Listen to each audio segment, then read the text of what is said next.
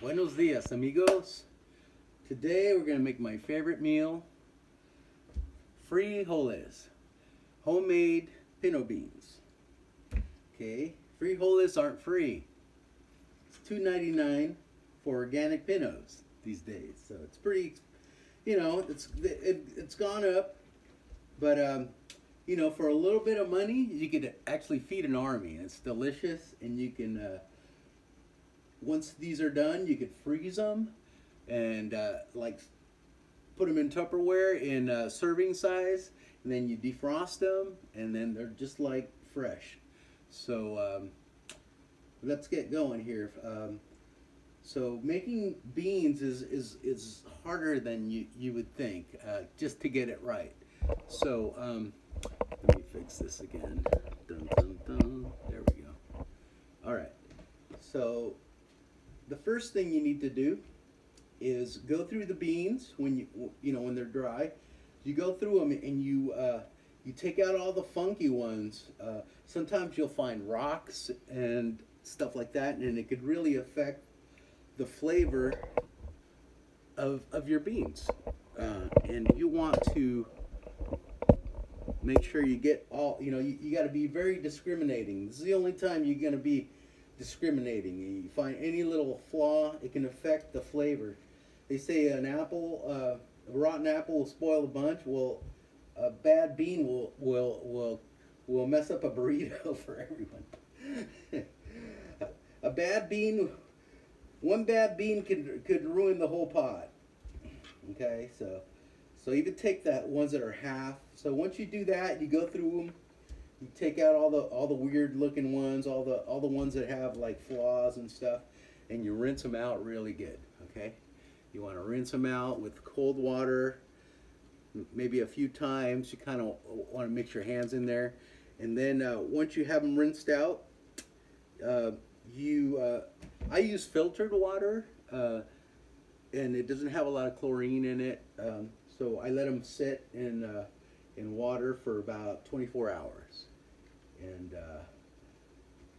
then the next day, once these have been sitting for 24 hours, and what you want to do after you dump the water, and then you rinse them out again. You rinse them out really good.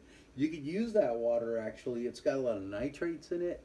You could use it for your plants, and it's got a lot of nitrogen. And I've noticed when I dump that water on my plants, they really like it. They do really well. So it's a win-win.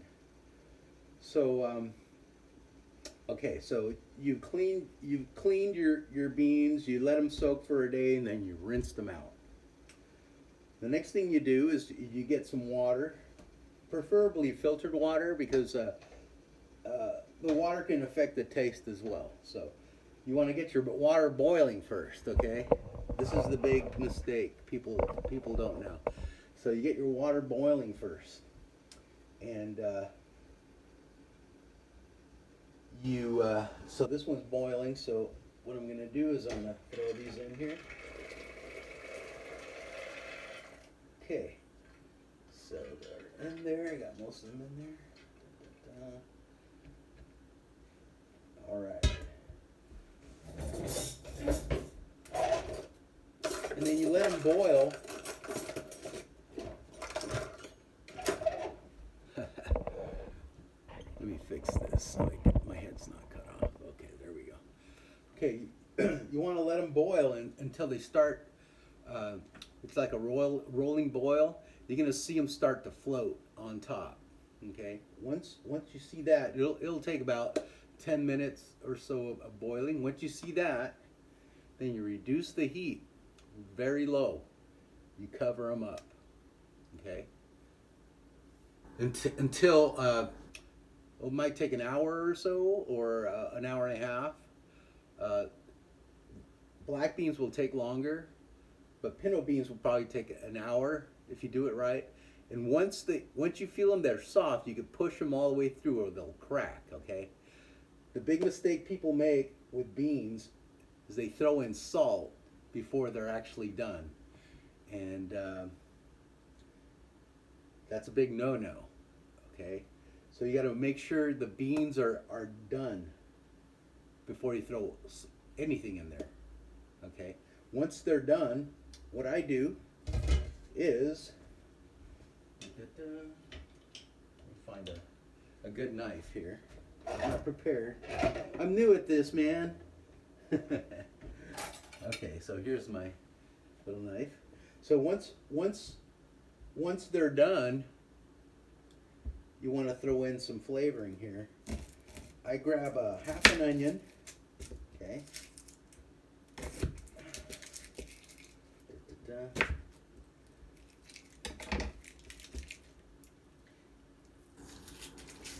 And it helps to have mariachi music going when you're cooking Mexican food. It gets you in the mood. But right now, I don't have the intro web, so I don't have any tunes. So, all right. So I throw a half an onion in there. Okay, I just toss it in there. And the reason why I don't cut it up is that way you could take it out. It's just for flavoring. You could take it out once it's done, and then you could throw in jalapeño. What I do is I cut it. I just cut it into quarters, and I throw it in there, and it gives it really good flavor. I throw in garlic as well, so I'll throw in 2 to 3 garlics in there, and okay, so your beans are done. You throw your onion, your jalapenos in there. You let it cook for another hour or so on a low heat.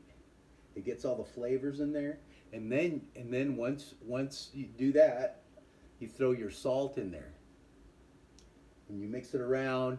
You throw a little bit more salt in there, to your taste. And once you got it to your liking, it's always better to add less salt.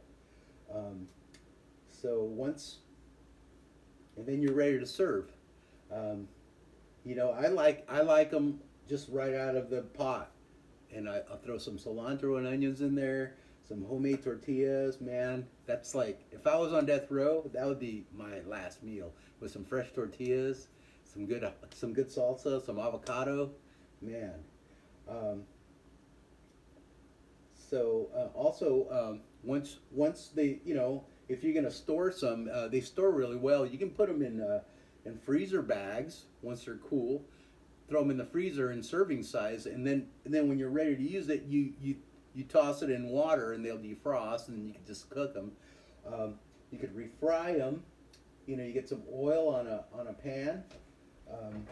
You get some oil on a pan. You get it hot, and then you throw your beans in there, and you wait till they boil. You smash them up a little bit. Throw some jalapenos in there. It's delicious. So on my next one, I'll show you how to refry the beans, and I'm going to have one on Spanish rice next. So yeah, this is you're going to save a lot of money. You'll be able to feed a lot of people, and it's delicious and healthy. So bon appetit. Adios, amigos.